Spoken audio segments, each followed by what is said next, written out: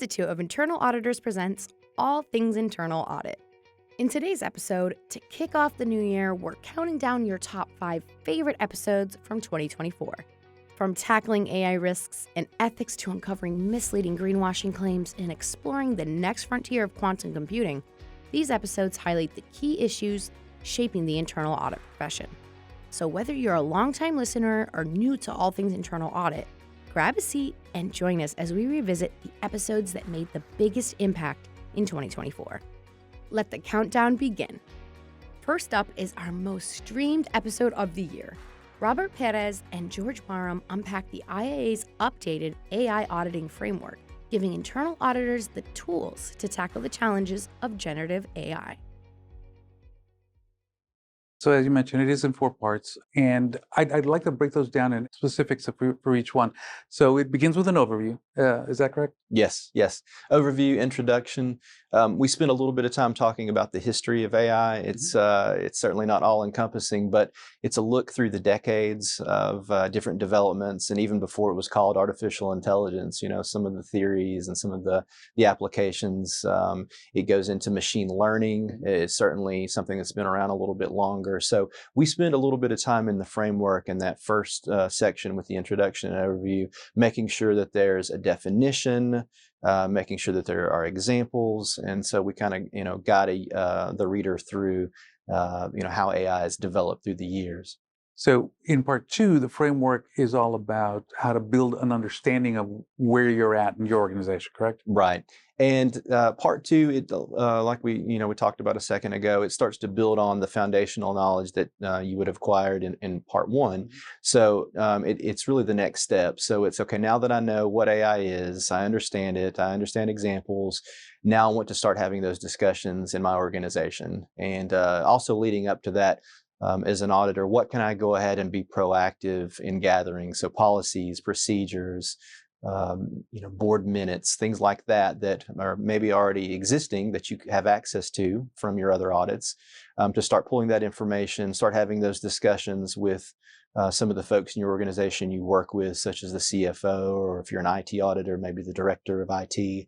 But it's very basic in its approach. But again, it's getting you more comfortable in what topic should I ask about and how should I go about it. So yeah, part 2 is all about the engagement piece and leveraging the relationships that you already have. And part 3 gets us to sort of the meat of the framework itself. That's right. Part 3 is actually called the framework. So we break it down into 3 parts, 3 domains. It's governance, management, and internal audit. The governance piece, we like to start there. I think if you were looking at really any topic that an internal auditor would focus on, you'd want to understand the oversight piece. Who's, at the end of the day, who's responsible for making sure that the organization is doing what they say they're going to do, and then making sure it ties to those strategic initiatives that the organization is trying to accomplish. So we start with governance, then we go into the management piece, which would be more of the day-to-day. How are we monitoring? How are we managing it? What key performance indicators have we identified to make sure the AI is doing what we'd want? And then also the risk management and control environment. So those are things that are, if you look at our 3 lines model, that are the first and second lines. And then the internal audit domain would be that last piece of the puzzle, and that's going to be focused on the advisory piece and the assurance piece. And we think that there's really an opportunity for auditors to be an advisor with AI, maybe more so than jumping into audits. But certainly some of the organizations who are further along that continuum of AI development, certainly there'd be some opportunities to provide assurance services too. But we're trying to encourage our members and those in the profession to try to partner with management and be a resource, and typically that's in an advisory capacity. Yeah. And I'm glad you mentioned the 3 lines model, because it is part of the framework itself to sort of bring that familiarity for folks who are familiar with the 3 lines model. Yeah, absolutely. We feel like the 3 lines model is a tried and true and pretty widely adopted model that people in the profession look at every day, not just for artificial intelligence, but really provides the basis and understanding of how a control environment is organized, right? So you have those first and second lines that we talked about, management, risk management, compliance. You have internal audit as your third line, right? Your independent and objective party. And then you have internal audit working with both management and providing input to the board or the audit committee or whatever the governing body is. So they're really relying on us as internal auditors to help them, govern and have the information they need to provide that oversight. Excellent. So part 4 is of the framework provides some great tools to help practitioners actually get started. Tell us a little bit about that. Yeah, so part 4 was really the intention there is to give our members, to give practitioners something that they can just print off and get started, or have it on their tablets and start to have those discussions. And we wanted to give them not just the knowledge and the information within the framework. We wanted to give them a tool. So it's certainly something that I think you could customize it, and it's not going to be a one size fits all. But I think if you use that initial checklist that's in that practitioner's guide in part 4, I think that's going to get you off and running, and that was our goal. And then we also feel like that the practitioner guide, the framework itself, we reserve the right to update that and make it more valuable, especially as the technology changes. So I think there could be additional checklists or maybe additional considerations that we update through the months and coming years on that. So really just a jumping off point for an auditor. AI is powerful, but with great power comes great responsibility. Our second episode features experts in the field sharing insights into governance, ethical dilemmas, and strategies for safeguarding sensitive data in an AI-driven landscape. Yeah, let me ask for a second, if your organizations are using artificial intelligence, have your audit functions tested or verified the ethical risks related to the usage of artificial intelligence? So AI has been in existence, especially in our organization, for many years. So and ethics and bias and all of that has already been pre-tested in the first place. So with Gen AI, it's just a new, different type of technology, but the same baseline. So it's been tested and many times over.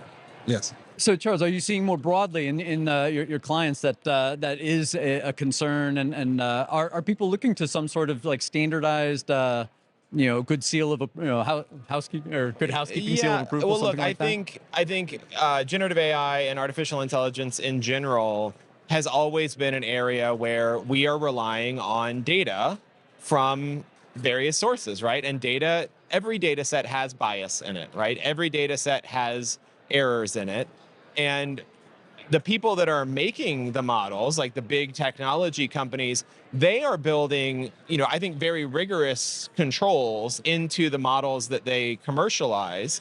And, as consumers of those models, I think our biggest concern is not necessarily the internals of the model or the guardrails on the model itself, but more, how do we talk to our teams and our employees about what the model is and what it isn't, so that there's clear understanding of how the model is producing what it's producing, and that we have a process to think about whether the use cases that we are applying those technologies to make sense in the context of our business. If you are a lender, you don't want to be discriminatory in your lending, regardless of whether you're using AI to do that discrimination or have old manual processes, right? I don't think our fundamental desire to have a fair business that is free of bias doesn't change because we introduce AI into the picture. We just need to be aware that AI has the potential to increase that bias in some cases, and to make sure that we are thinking about that we have controls and processes in place to identify those issues when they're relevant, to monitor them and control for them, and then in the event that we see problems, that we remediate them. But I don't think that privacy or ethics exists in an AI vacuum. I think we have to do that with all tools, all processes, all software, because manual processes have the potential to be biased and unfair as well, right? But another concern or that occurs to me is that if these models are learning, are they unstable? Do they change over time? And how do you test or verify that it's still operating as intended? So typically in the ecosystem, in the ecosystem from a controls perspective, you have monitoring controls at the front end, preventative controls, And you also have back-end controls to make sure that at least if there's anything or any anomaly that comes out of it, it's corrected as quickly as possible. So in simple terms, when you build a model, you want to build it in an ecosystem with the right level of controls from the front end and the back end, and also the preventative and the detective type of controls. Are you saying anything similar at your organization? Yeah, so it's definitely a challenge. The velocity at which models are being produced these days, it's insane. It's really fast. One of the key principles we stick to is the governance at the firm level. So the standards and the monitoring independent of the functions that are implementing the solutions has to exist.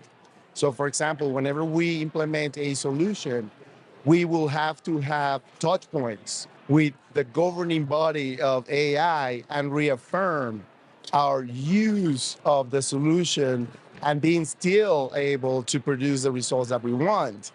And also you are responsible for tracking the areas where, and this is difficult to do, it's not easy, of where actually the model may not be behaving, at 90 or 95% the way you expected it. So I think the instrumentation that you need to observe that and having a third-party governing structure within the firm kind of asking you on a periodic basis, are you monitoring your models? This new thing came up because, there will be bugs also and things that, could be found. So I think the balance has to exist. It's almost like that having that independent function checking is crucial. Taking third spot on our list is this eye-opening episode on greenwashing. Host David Petrisky speaks with Edith Wong and Brian Wilmot about exposing deceptive environmental claims. From financial risks to practical strategies, they reveal what internal auditors need to know about ESG challenges. Today we're talking about greenwashing, and that's a pretty specific term that many people may not be familiar with. Can you tell me a little bit about, what do you mean when we talk about greenwashing? Sure. So greenwashing is a specific term, but it would be a term that we will also say doesn't really have a universally accepted legal definition yet. So for things like fraud and corruption, you have a definition. You can say exactly what those are. But for now, greenwashing is more of an umbrella term that just generally refers to the practice of where companies are perhaps, making certain environmental claims, but don't have the data to necessarily substantiate those. Some of those claims may be more aspirational in nature, but in real life, in practice, they're actually just kind of going on with business as usual and haven't really changed their approach and their practices to actually substantiate those claims. And are you seeing those types of cases come up where people are bringing actions against companies for their environmental claims? Yeah, this has been a pretty active area, and it's likely to get, I think, more active as well. A lot of the earlier litigation activity, regulatory activity, I think is focused more around kind of the more advertising, marketing space and what people are saying. But now there's a lot more activity and a lot more the greater obligations that are being imposed on companies regarding disclosure and reporting. So what I would expect you start to see more about, what people are saying to investors, what they're saying in their securities filings, whether they're, holistically reporting about what their operations are and how they're addressing sustainability issues. Yeah, and are there any significant examples of that you can point to say, well, here's one well-known case that was brought, or one well-known incident of greenwashing? Sure. So there was one that we were talking about earlier in our panel where it's not necessarily greenwashing. I mean, it's kind of falls within fraud generally, but it does involve environmental claims. But it involved a company who was working in the automobile industry, and they were apparently providing false data and misrepresenting their carbon emissions within their vehicles. And so, this was discovered, and it resulted in a very large fine for the company. But since then, the company has, identified what went wrong, and it's also done a great job in terms of now, being able to implement their compliance programs and set up so that they're actually now making sure they're identifying these risks, and have become a really, a good example of how to kind of turn it around and make sure that their claims really are verifiable and have been fully vetted. Yeah, and it's pretty well-known example. I think I know what you're talking about there. Are there any other types of possible actions or statements that companies make that could lead them to some exposure for greenwashing? I think a big category that we've seen a lot of activity around is where companies are making kind of vague statements about what they're doing to address sustainability concerns.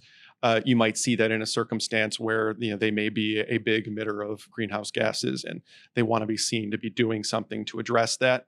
And then questions become, whether whatever they say they're doing, whether it's investing in renewable energy or trying to reduce some of the climate impact of the products that they manufacture, that sometimes it's seen as, oh, you're trying to hide or distract from the other part of your business where a lot of those emissions are kind of on an ongoing basis. So I think that's one area you see a lot of focus on, is those types of situations.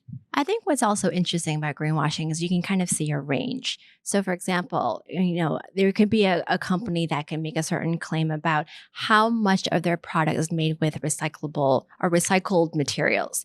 That's something that you can very much test, because you can say, all right, X percentage of this product is made out of recycled materials. You can test it's either correct or it's either incorrect.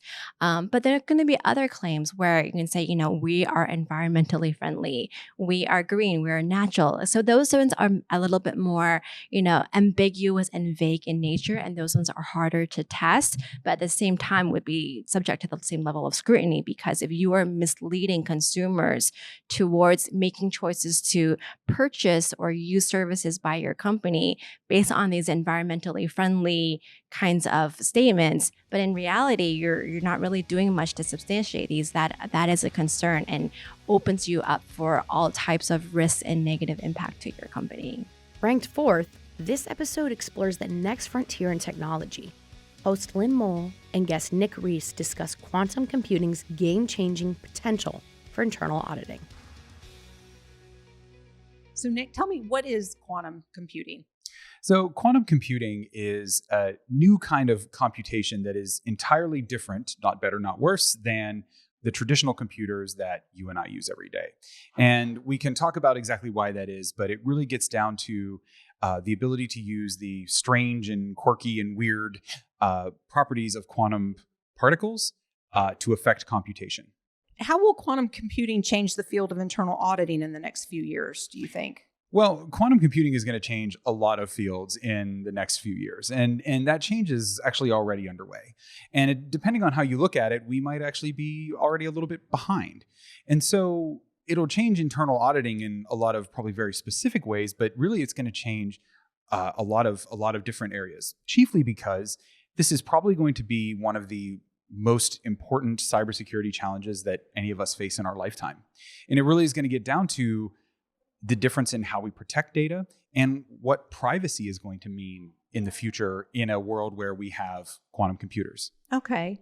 So what I hear you saying is organizations are going to be using quantum computing, and internal audit has to be aware of the risks around quantum computing because they're risks to their organization. Well, yeah, so they might be, depending on the different organizations. But I think the first thing we have to think about is actually kind of malicious use. And, I hate starting at a place of risk, right? Because there are risks and there are opportunities, and I want to touch on the opportunities. But if we're talking about the things that internal auditors are going to have to eventually look at, it's going to really come from that risk side of things. And right now, the technology is at a place where we are going to need significant investment to be able to have a quantum computer that's capable of threatening our cybersecurity. And so really, we're thinking about large multinational corporations, maybe in partnership with nation states. And so we're already seeing activity in this area. And so for the nation state purpose, we're already thinking about how they might try to use a quantum computer to disrupt, steal, or otherwise kind of decrypt sensitive information from other organizations. So I think that's the place that we should probably start. Okay. So what industries are now using quantum computing? Well, quantum computers aren't actually mature enough to this point that they can be really impacting value for organizations. And so, what we're seeing right now in this state of quantum computing is a lot of kind of laboratory level testing, proof of concept, things like that. Mathematically and by the physics, we know what a quantum computer of sufficient capacity, which is kind of the right way to say it. Some people say big enough, which is not the right way to say it, of sufficient capacity can threaten our current asymmetric public key encryption. And that's really, the heart of it, is the ability to decrypt what we thought was practically, at least, kind of uncrackable, can now be, well, not now, but it will be cracked in a matter of a few minutes with a quantum computer. What are some security risks linked to quantum computing that auditors need to know about? So this is really the crux of the matter. And I think that auditors need to know kind of two things. They need to know what the threat is, but they also need to know why it's a threat. And it's kind of not good enough for me to just say to you, well, there's a threat, and you as an auditor say, well, I'll be on the lookout, right? Like that's not good enough, right? We have to talk about why. So I think there's a huge kind of workforce training component to this. And then there's the, what does this mean for auditing? And so where I'll start with this is, quantum computers are fundamentally different. And the way that I would describe that is, the world we live in is deterministic. What does deterministic mean? Well, it means that, if I, drop a book from my hand, what's going to happen before I even do it, right? Does that mean you're clairvoyant? No, it means that there are very specific rules in physics that govern our world, like gravity, like air speed, and things like that. And the same applies to our traditional computers. When we do computation, we do computation kind of linearly, binary code, ones and zeros, and we read those ones and zeros. But in quantum computers, it's kind of the best way I can say it is 2 + 2 doesn't necessarily equal 4. Sometimes it does, but it only does with a certain probability. And so what a quantum computer can do is, instead of looking at answers, so to speak, linearly, it can actually look at all possible answers at the same time and then collapse into the correct answer. And what that ultimately means is that if you're trying to decrypt an encrypted message, instead of having to try every possibility one at a time, you can actually try them all at the same time and then find the answer. And so this is the threat that we have right now to our public key encryption. Public key encryption is one really, really big number that goes out as a public key. And then the prime number factors of that number are the private keys. And it is increasingly, it's very difficult for a traditional computer to guess what that factor is, because it has to try them one at a time, and it'll take literal billions of years. But now it'll just take a couple of minutes. And so that means that effectively all of our encrypted traffic on the internet, communications, finances, all of that stuff would be effectively in the open. Rounding out our top 5, this episode unmasks the high-stakes world of financial crime. Host Ricardo Martinez sits down with Antonio Caciputi and Alessandro Casarati to discuss how criminals are leveraging AI and how internal auditors can use it to fight back. My question to you is, how do an AI-based control improve the detection of financial crimes? Okay, there, as I said, we are also at the early stage. We recently ran a survey with 400 selected clients throughout the Europe, Middle East, and Africa practices of PwC.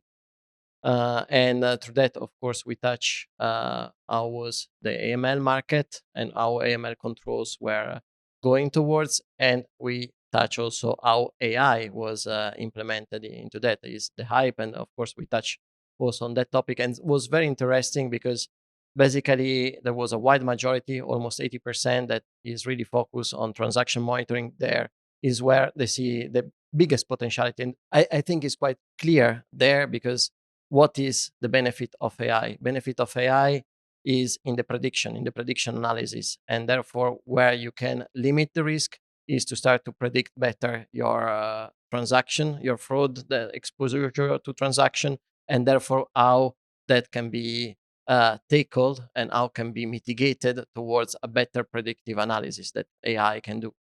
And actually it was interesting because it was absolutely confirmed we did the same poll during the intervention today, and indeed transaction monitoring was picked as the key topic. So indeed, there is where probably the market is seeing it as a key point for implementing their controls. There are other potential. I mean, for sure, screening systems, screening against sanctions, for instance, there you can reduce a lot the false positive, and so helping the analysts to focus more on the quality side of the review, and at the same time also customer due diligence. On that side, it can help to, for instance, digest big volume of analysis. You know, when you do complex products like in Luxembourg, such as securitization funds, and you have maybe to review 600 plus pages. I mean, if done by, we did some proof of concept where these 600 and plus pages were read in 1 hour by the machine. So with, you come out with analysis, and then you can really focus on what are the risks that you need to focus. And that's where it can give a great added value AI. Yeah, I think in order to reduce the false positive, you need to train the system, the AI system, and you also need to train yourself on using AI. Of course, at the beginning, you will have a large amount of positive, and then keep training, and you will see that the positive will go down to detection of the suspicious transaction.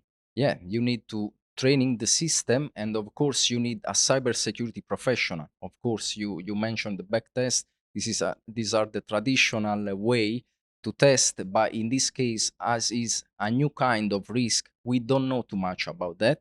And so in this case, I would say also to go with a simple risk assessment, and then to compare the residual risk with the risk appetite of the organization.